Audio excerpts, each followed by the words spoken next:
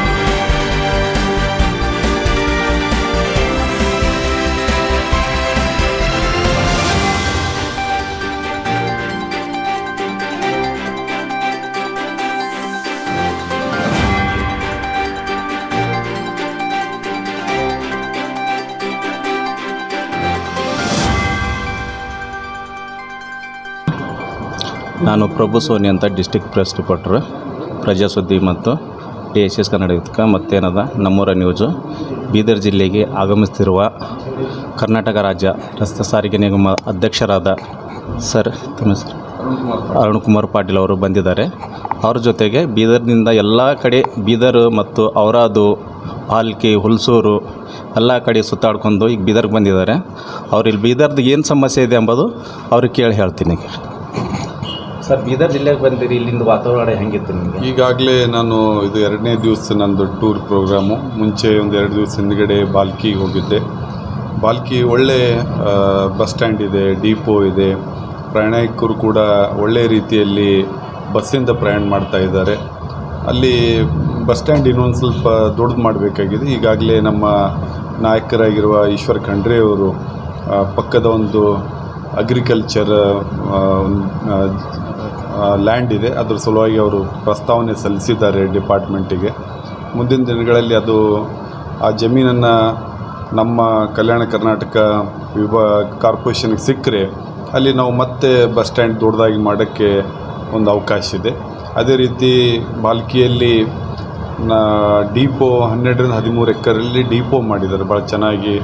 1994ರಲ್ಲಿ ಮಾನ್ಯ ಭೀಮಣ್ಣ ಖಂಡ್ರೆ ಅವರು KSRTC ಮಂತ್ರಿ ಇದ್ದಾಗ ಅವಾಗ ಒಳ್ಳೆ ಡಿಪೋ ಮಾಡಿದ್ದಾರೆ. ಸ್ವಲ್ಪ ನ್ಯೂನತೆ, ಸ್ವಲ್ಪ ಡೆವಲಪ್ಮೆಂಟ್ ಬೇಕಾಗಿದೆ. ಅವೆಲ್ಲನೂ ಕೂಡ ನಮ್ಮ ಅಧಿಕಾರಿಗಳಿಗೆ ಇವಾಗ ನಮ್ಮ DC ಅವರು ಜಾಧವ್ ಅವರಿದ್ದಾರೆ, ನಮ್ಮ ಕಲ್ಯಾಣ ಕರ್ನಾಟಕ ರಸ್ತೆ ಸಾರಿಗೆ ಸಂಸ್ಥೆಯ ಬೀದರ್ದ ಇನ್ಚಾರ್ಜ್ ಆಗಿರುವ ನಮ್ಮ ಗಂಗಾಧರ್ ಅವರಿದ್ದಾರೆ. ಅವರಿಗೆಲ್ಲ ಈಗಾಗಲೇ ಮಾಹಿತಿ ಇದೆ. ನಮಗೆ ಮತ್ತು ಇನ್ನೂ ಹೆಚ್ಚಿನ ಬಸ್ಗಳನ್ನು ಬೇಕಾಗಿದೆ. ಯಾಕಂದರೆ ಇಲ್ಲಿ 15 ಲಕ್ಷ ಆಯಿತು, 15 ವರ್ಷ ಆಯಿತು ಅಂತಂದರೆ ಆ ಬಸ್ಗಳನ್ನು ನಾವು ಕಂಪಲ್ಸರಿಯಲ್ಲಿ ಬಿಡಬೇಕು, ಸ್ಕ್ರ್ಯಾಪಲ್ಲಿ ಕಳಿಸ್ಬೇಕಾಗತ್ತೆ. ಈ ರೀತಿ ನಮಗೆ ಕಲ್ಯಾಣ ಕರ್ನಾಟಕ ರಸ್ತೆ ಸಾರಿಗೆ ಸಂಸ್ಥೆ 750 ಬಸ್ಸು ಇವಾಗ ನಮಗೆ ಬೇಕಾಗಿದೆ ಹಂತವಾಗಿ. ಆ ಬಸ್ಗಳನ್ನು ನಾವು ಕೆಲವೇ ದಿನಗಳಲ್ಲಿ ನಿರೀಕ್ಷೆ ಪಡಿತಾ ಇದ್ದೀವಿ. ಆ ಬಸ್ಗಳನ್ನು ಯಾವ ಫಂಡಿಂದ ತಗೋಬೇಕು ಅಂಥೇಳಿ ಒಂದು ಯೋಜನೆ ರೂಪುಗೊಳ್ತಾ ಇದೆ. ಮತ್ತು ಬೀದರ್ ಕೂಡ ಒಳ್ಳೆ ಬಸ್ ಸ್ಟ್ಯಾಂಡು, ಮತ್ತು ಇದು 2ನೇ ಹಳೆ ಬಸ್ ಸ್ಟ್ಯಾಂಡ್ ಏನಂತ ಹೇಳ್ತೀರಿ? ಹಾಂ, ಈಗ ಡಿಪೋ 2 ಬಸ್ ಏನು ಓಡಾಡ್ತಾವಲ್ಲ, ಅದರಲ್ಲಿ ಏನು ಫೈರ್ ಸ್ಟಿಂಗ್ ಏನೇನು ಮೂಲ ಸೌಕರ್ಯ ಇರಬೇಕು, ಬಸ್ ಸ್ಟ್ಯಾಂಡ್ ಬಾಕ್ಸು ನೋಡ್ರಿ ಕಂಡು ಬರ್ತಾ ಇಲ್ಲ. ಇವಾಗ ನೋಡಿ, ಮೊನ್ನೆ ನಾವು ಹೈದರಾಬಾದ್, ಬೆಂಗಳೂರು ಹೋಗುವಂಥ ಬಸ್ಗಳನ್ನು ಫೈರ್ ಇದು ಆಗಿ ಪ್ರಯಾಣಿಕರನ್ನು ಏನು ದುರ್ಮರಣ ಹೊಂದಿದ್ರು. ಕೆಲವು ಹೊಸ ಬಸ್ಗಳಲ್ಲಿ ಈಗಾಗಲೇ ಇರುತ್ತೆ ಫಸ್ಟ್ ಏಡನ್ನು ನಾವು ನೋಡ್ತಾ ಇದ್ದೀವಿ. ಎಲ್ಲಿ ಯಾವ್ದು ಬಸ್ಸಲ್ಲಿ ಇರೋದಿಲ್ಲ, ನಮ್ಮ ಅಧಿಕಾರಿಗಳಿಗೆ ನಾವು ಹೇಳ್ತೀವಿ ಫಸ್ಟ್ ಏಡ್ ಡೆಫಿನೆಟ್ಲಿ ಎಲ್ಲ ಬಸ್ಗಳಿಗೆ ಫಸ್ಟ್ ಏಡ್ ಒಂದೇನು ಕಿಟ್ ಬಾಕ್ಸನ್ನು ಡೆಫಿನೆಟ್ಲಿ ಅಳವಡಿಸೋಣ.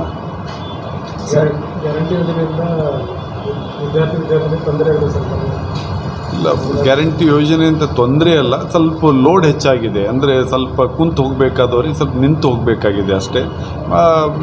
ಯಾವುದೇ ರೀತಿ ಕೂಡ ನಾನು ಹೇಳ್ದಲ್ಲ, ನಮಗೆ ಹೆಚ್ಚಿನ ಬಸ್ಗಳನ್ನು ಬೇಕಾಗಿರೋದ್ರಿಂದ ಕೆಲವು ದಿನ ಸ್ವಲ್ಪ ನಮಗೆ ಹೊಸ ಬಸ್ಗಳು ಬಂದು ಅಂದರೆ ಮತ್ತೆ ಇದೇನು ದಟ್ಟಣೆ ಇದೆ, ಪ್ರಯಾಣಿಕರ ದಟ್ಟಣೆ. ಇವಾಗ ನಮ್ಮ ಮಹಿಳೆಯರು ಜಾಸ್ತಿ ಓಡಾಡ್ತಾ ಇದ್ದಾರೆ. ಅದರಿಂದ ಸಾಕಷ್ಟು ಮತ್ತೆ ನಮಗೆ ಕರ್ನಾಟಕಕ್ಕೆ ಹೆಚ್ಚಿನ ನಮ್ಮ ಮಾನ್ಯ ಮುಖ್ಯಮಂತ್ರಿ ಹೇಳಿದ್ದಾರೆ, ಏನು GST ಹೆಚ್ಚಿಗೆ ಕಲೆಕ್ಷನ್ ಆಗಿದೆ. ಬೇರೆ ಬೇರೆ ಇದರಲ್ಲಿ ನಮಗೆ ಮತ್ತೆ ಬಿಸ್ನೆಸ್ ಹೆಚ್ಚಿಗೆ ಆಗ್ತಾಯಿದೆ. ಇವತ್ತು ನಾವು ಸರ್ಕಾರ ಬಸ್ಸಲ್ಲಿ ಮಹಿಳೆಯರಿಗೆ ಫ್ರೀ ಕೊಟ್ಟಿದ್ದರೂ ಕೂಡ ಮತ್ತು ಇಂಡೈರೆಕ್ಟಾಗಿ ನಮಗೆ ಸರ್ಕಾರಕ್ಕೆ ಬೇರೆ ರೀತಿಯಲ್ಲಿ ನಮಗೆ ಸಂಪನ್ಮೂಲಗಳನ್ನು ಹೆಚ್ಚಿಗೆ ಆಗ್ತಾಯಿದೆ. ಸರ್, ಇಲ್ಲಿ ಬೀದರ್ಲಿದ್ದವ್ರಿಗೆ ಡಿಪೋ 1, ಡಿಪೋ 2 ಅಲ್ಲಿ ಏನೇನು ನ್ಯೂನತೆ ಸ್ವಲ್ಪ ಇದೆ. ಇವಾಗ ನೋಡಿರಿ, ಬಸ್ ಸ್ಟ್ಯಾಂಡಲ್ಲಿ ನಮಗೆ ಡ್ರೈವರ್ಸ್, ಕಂಡಕ್ಟ್ರಿಗೆ ಸ್ವಲ್ಪ ಮಲಗೋಕ್ಕೆ ಒಂದು ಮೇಲೆ ಕ್ರೂ ಏನು ರೆಸ್ಟ್ ರೂಮ್ ಬೇಕಾಗಿದೆ. ಕೆಲವು ಟಾಯ್ಲೆಟು, ಬಾತ್ರೂಮು ಸ್ವಲ್ಪ ಇನ್ನಷ್ಟು ರಿನಿವೇಷನನ್ನು ಮಾಡಬೇಕಾಗಿದೆ. ಡಿಪೋ 2 ಅಲ್ಲಿ ಸ್ವಲ್ಪ ಶೆಡ್ ಇನ್ನೂ ಸ್ವಲ್ಪ ವಿಸ್ತಾರಗೊಳಿಸಬೇಕಾಗಿದೆ. CC ರಸ್ತೆಗಳನ್ನು ಒಳಗಡೆ CC ರಸ್ತೆ ಬೇಕಾಗಿದೆ. ಸ್ವಲ್ಪ ಇದೆ, ಯಾಕೆ ಹೆಚ್ಚಿನ ಟ್ರಾಫಿಕ್ ಆಗೋದ್ರಿಂದ ಅದು ನಿರಂತರವಾಗಿರುತ್ತೆ. ಡೆವಲಪ್ಮೆಂಟ್ ಅಂದರೆ ನಿರಂತರವಾಗಿ ಅದು ನಡೀತಾ ಇರುತ್ತೆ. ಕೆಲವೇ ದಿನಗಳಲ್ಲಿ ಈಗಾಗಲೇ ನಮ್ಮ ಅಧಿಕಾರಿಗಳು ಎಸ್ಟಿಮೇಟನ್ನು ಮಾಡಿ ಸೆಂಟ್ರಲ್ ಆಫೀಸ್ ಸಲ್ಲಿಸಿದ್ದಾರೆ. ಯಾವುದಾದ್ರೂ ಒಂದು ಫಂಡಲ್ಲಿ ಬಜೆಟನ್ನು ಹಾಕಿ ಕೆಲಸ ಬೇಗ ಪ್ರಾರಂಭಿಸುತ್ತೆ. ಸರ್ ಅದೇ ಇದರಲ್ಲಿ ವರ್ಕ್ಶಾಪ್ಗೆ ಭೇಟಿ ನೀಡಿದ್ರು. ಹಾಂ, ಅಲ್ಲಿ ಏನು ಒಳ್ಳೆ ಬಸ್ಸನ್ನು ನೋಡಿ ಸಾಕಷ್ಟು ಬಸ್ಗಳನ್ನು ಅಲ್ಲಿ ಅಪಘಾತಗೊಳಗಾಗಿ ಡ್ಯಾಮೇಜ್ ಆಗಿ ಬರ್ತವೆ, ಅಲ್ಲೆಲ್ಲ ರಿಪೇರಿ ಮಾಡ್ತಾ ಇದ್ದಾರೆ. ಮತ್ತು ಇವತ್ತು ಕಲರ್ ಪೇಂಟನ್ನು ಸುಮಾರು 2 ದಿವಸಕ್ಕೆ 2.5 ಬಸ್ಸನ್ನು, ಅಂದರೆ 3 ಅಂತ ಅಂದ್ಕೊಳ್ರಿ, 2 ದಿನದಲ್ಲಿ 3 ಬಸ್ಸನ್ನು ಪೂರ್ತಿಯಾಗಿ ಕಲರನ್ನು ಮಾಡಿ ನಮ್ಮ ಫಿಟ್ನೆಸ್ಸಿಗೆ RTOಗೆ ಕಳಿಸ್ತಾ ಇದ್ದಾರೆ. ಭಾಳ ಚೆನ್ನಾಗಿ ಮಾಡ್ತಾ ಇದ್ದಾರೆ. ಒಳ್ಳೆಯ ರೀತಿಯಲ್ಲಿ ನಮ್ಮ ನಿಗಮದ ಏನು ಮೆಕ್ಯಾನಿಕ್ಸ್ ಇದ್ದಾರೆ, ಪೇಂಟ್ ಬೂತ್ಗಳಲ್ಲಿ ಏನು ಕೆಲಸ ಮಾಡ್ತಾಯಿದ್ದಾರೆ, ಭಾಳ ಚೆನ್ನಾಗಿ ಇವತ್ತು ಸೀಟನ್ನು ಹೊಲಿಯೋದು ಕೂಡ ಅಲ್ಲೇ ಮಾಡ್ತಾ ಇದ್ದಾರೆ. ಇವತ್ತೆಲ್ಲ ಪಂಪ್ಗಳನ್ನು, ಬ್ರೇಕಿಂಗ್ ಪಂಪ್ಗಳನ್ನಾಗಲಿ ಎಲ್ಲನೂ ನಮ್ಮ ಕಾರ್ಪೊರೇಷನಲ್ಲೇ ಆಗುತ್ತೆ. ಸರ್ ಇನ್ನೊಂದು ಸರ್, ಈಗ ಆಲ್ರೆಡಿ ನಿಮ್ಮಲ್ಲಿ ಡಿಪೋದಲ್ಲಿ ಫಸ್ಟ್ ಡಿಪೋ ಇದೆಯಲ್ಲ, ಅಲ್ಲಿ ಆಲ್ರೆಡಿ ಈಗ ಏನಂತ ಬೆಡ್ರೂಮ್ ಎಲ್ಲ ಇದೆ, ಅಲ್ಲಿ ಲಾಸ್ ಸಿಸ್ಟಮ್ ಮಾಡಿ ಅದೇ ಕಂಡಕ್ಟರ್ ಅವ್ರಿಗೆ ಮಾಡ್ಬೋದಲ್ಲ ನೀವು ಅವರಿಗೆ ಗೆಸ್ಟ್ ರೂಮ್ ಥರ? ಇಲ್ಲ, ಅದೇ ಅವ್ರಿಗೆ ಇಲ್ಲ, ಅದರಲ್ಲಿ ಮಿಕ್ಸ್ ಮಾಡೋಕ್ಕಾಗಲ್ಲ. ಅವರಿಗೆ ಬೇರೆ ಈ ಒಂದು ಕೆಲವು ನಿಯಮಗಳಿರುತ್ತೆ. ಅವರಿಗೆ ಶೀಘ್ರವಾಗಿ ನಮ್ಮ ಜಾದವ್ ಅವ್ರು ಹೇಳಿದ್ದಾರೆ, ಒಂದು ಟೆಂಡರ್ ಹಂತದಲ್ಲಿ ಒಬ್ರಿಗೇನೋ ಕಮರ್ಷಿಯಲ್ ಟೆಂಡರ್ ಕರೆದಿದ್ದರು, ಅದು ಪೀರಿಯಡ್ ಮುಗಿದ ತಕ್ಷಣ ಅವರು ಮತ್ತೊಮ್ಮೆ ಪ್ರಸ್ತಾವನೆ ಕಳಿಸ್ತೀನಿ ಅಂತ ಹೇಳಿದ್ದಾರೆ. ನಾವು ಆದಷ್ಟು ಬೇಗನೆ ಅದಕ್ಕೆ ಒಂದು ಉಪಾಯವನ್ನು ಕಂಡುಹಿಡಿದು ನಮ್ಮ ಕಂಡಕ್ಟರ್ ಡ್ರೈವರಿಗೆ ಅನುಕೂಲ ಮಾಡಿಕೊಡ್ತೀವಿ. ಸರ್ ಅದೇ ರೀತಿ ಏನದ ಕಂಡಕ್ಟರ್ ಅವರಿಗೆ ಬಸ್ ಟಿಕೆಟ್ ಏನು ಚಾರ್ಜಸ್ ಮಾಡ್ತಾರಲ್ಲ, ಅದು ಅನ್ನೆಸೆಸರಿ ಬೇರೆ ತಲ್ಲೆಲ್ಲ ಏನದ ಹಾಪ್ ಆಗಿರುತ್ತೆ, ಅವ್ರು ಯಾಕೆ ಚಾರ್ಜಸ್ ಕೊಡಲ್ಲ? ಯಾವುದು ಟಿಕೆಟ್ ಹರಿತಾರಲ್ಲ, ಹಾಂ, ಟಿಕೆಟ್ ಹರಿಯೋ ಟೈಮ್ನಾಗ ಅವ್ರದ್ದೇನು ಚಾರ್ಜರ್ ಬೀದು ಪಾಯಿಂಟ್ ಇರ್ತಲ್ಲ, ಬಿಲ್ ಟಿಕೆಟ್ ಮಾಡೋದು ಚಾರ್ಜಿಂಗ್ ಮಷಿನ್, ಆ ಮಷೀನ್ ಏನೋ ಹಾಪ್ ಆಗಿರುತ್ತೆ, ಅವರು ಟಿಕೆಟ್ ಹರಿತಾ ಇರ್ತಾರೆ. ಟಿಕೆಟ್ ಅದು ನಿಮ್ಗೆ ಕರೆಕ್ಟ್ ನೋಡಿ, ತಾಂತ್ರಿಕ ದೋಷ ಯಾವಾಗಲೂ ಏನೂ ಆಗ್ಬೋದು. ನಮ್ಮ ಮೊಬೈಲಲ್ಲಿ ಒಮ್ಮೆ ಹ್ಯಾಂಗ್ ಆಗುತ್ತೆ, ಆ ರೀತಿ ಒಮ್ಮೆ 1% 2% ಎಲ್ಲ ದಿನಲ್ಲೂ ಕೆಲವೇ ದಿನದಲ್ಲಿ ಅದೊಂದು ಹೊಸ ಮಷಿನ್ಗಳನ್ನು ಈಗಾಗಲೇ ಸಾಫ್ಟ್ವೇರನ್ನು ಕೆಲವು ಕಡೆ ಡೆಮೋ ಟ್ರಯಲ್ ಮಾಡ್ತಾ ಇದ್ದಾರೆ. ಅದು ಏನು ನ್ಯೂನತೆ ಇದೆ ಅದರೆಲ್ಲ ಸರಿಪಡಿಸಿ ಎಲ್ಲರಿಗೂ ಹೊಸ ಮಷಿನನ್ನು ಈಗಾಗಲೇ ಬಂದಿದೆ, ನಮ್ಮ ಸ್ಟೋರಲ್ಲಿ ಇದೆ. ಅದಕ್ಕೆ ಒಳ್ಳೆಯ ಸಾಫ್ಟ್ವೇರನ್ನು ಹಾಕಿ ಆದಷ್ಟು ಬೇಗನೆ ಚಾಲನೆಯಲ್ಲಿ ನೀಡ್ತಾ ಇದ್ದೀವಿ. ಸರ್ ಆಲ್ರೆಡಿ ಈಗ ನಮ್ಮ ಬೀದರ್ ಡಿಸ್ಟ್ರಿಕ್ದಾಗ ಏನದ ನಿಮ್ಗೆ KSRTC ಡಿಪಾರ್ಟ್ಮೆಂಟ್ ಸಂಬಂಧಪಟ್ಟಿದ್ದು ನವಬಾದಕ್ಕೆ ಏನದ 3 ಎಕರೆ ಇದೆ, ಇಂಡಸ್ಟ್ರಿಯಲ್ದಾಗ 7 ಎಕರೆ ಇದೆ, ಇಲ್ಲಿ 1 ಎಕರೆ ಇದೆ. ಇಂಥದ್ದಲ್ಲಿ ಏನಾದರೂ ಇವ್ರಿಗೆ ಹೌಸಿಂಗ್ ವ್ಯವಸ್ಥೆ ಮಾಡಿಕೊಡ್ಬೋದಲ್ಲ? ಇದೇ ಕ್ವಾರ್ಟರ್ಸನ್ನು ಮಾಡಬೇಕು ಅಂತ ಹೇಳಿದೆ. ಅದಕ್ಕೆಲ್ಲನೂ ಫಂಡ್ ಭಾಳ ದೊಡ್ಡದಾದಂಥ ಫಂಡ್ ಬೇಕಾಗುತ್ತೆ. ಮುಂದಿನ ದಿನಗಳಲ್ಲಿ ಅವೆಲ್ಲನೂ ಪ್ಲ್ಯಾನ್ ಇದೆ. ಅದೇ ದುಡ್ಡು ಇವ್ರ ಬಲ್ಲಿ ಕಲೆಕ್ಟ್ ಮಾಡ್ಬೋದಲ್ಲ, ಇವ್ರಿಗೆ ಏನಾದರೂ ಇನ್ಚಾರ್ಜ್ ಕಟ್ ಮಾಡ್ಕೊಂಡು ಯಾರ ಕಡೆಯಿಂದ ಇಲ್ಲ ಆ ಥರ ಏನು ಕೆಲಸ ಮಾಡ್ತಾರಲ್ಲ, ಇಲ್ಲ ಅವ್ರು ಆ ರೀತಿ ಮಾಡ್ಲಿಕ್ಕೆ ಆಗೋದಿಲ್ಲ. ನಿಯಮ ಇರೋದಿಲ್ಲ ಆ ರೀತಿ ಅಡ್ವಾನ್ಸ್ ಆಗಿ ತೊಗೊಂಡು. ನಿಯಮದಲ್ಲಿ ಇರಲಿಕ್ಕಿಲ್ಲ ಅಂತ ನಾನು ಹೊಸಬನಿದ್ದೀನಿ ಅಧ್ಯಕ್ಷನಾಗಿ. ನನಗೂ ಕಾರ್ಪೊರೇಷನ್ ಇನ್ನೂ ಪೂರ್ತಿಯಾಗಿ ಗುರ್ತು ಮಾಡ್ಕೋಬೇಕು, ಸ್ವಲ್ಪ ಸಮಯ ಬೇಕಾಗುತ್ತೆ. ಮುಂದಿನ ದಿನಗಳಲ್ಲಿ ನಾನು ವಿಸ್ತಾರವಾಗಿ ನಿಮ್ಗೆ ಹೇಳ್ತೇನೆ. Okay, thank you sir.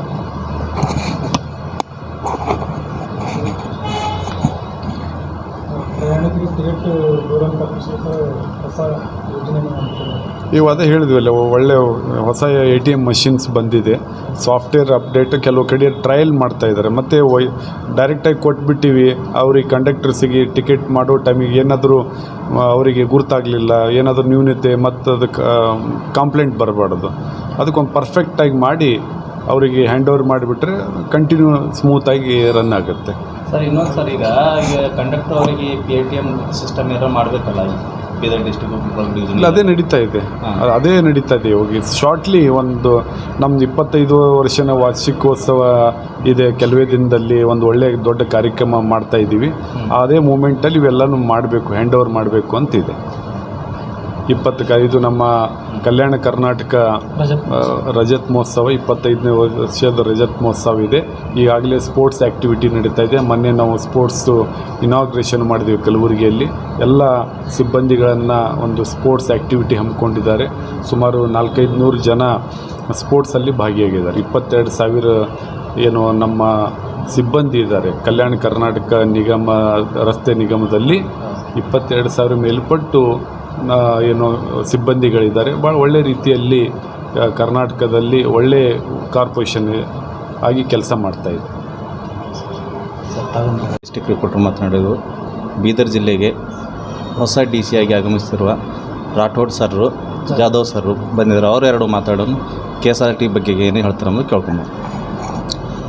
Sir, Bidar ಜಿಲ್ಲೆಯಲ್ಲಿ ನಾವು ನಮಗೆ 6 ಡಿಪೋ ಇದೆ ಮತ್ತು ಒಂದು ವರ್ಕ್ಶಾಪ್, ಒಂದು ವಿಭಾಗೀಯ ಕಚೇರಿ ಇದೆ. ನಾವು ಪ್ರತಿ ದಿವಸ 611 ಬಸ್ ಈ ನಮ್ಮ 6 ಡಿಪೋ ಸೇರಿ ಆಪ್ರೇಟ್ ಮಾಡ್ತಾ ಇದ್ದೀವಿ.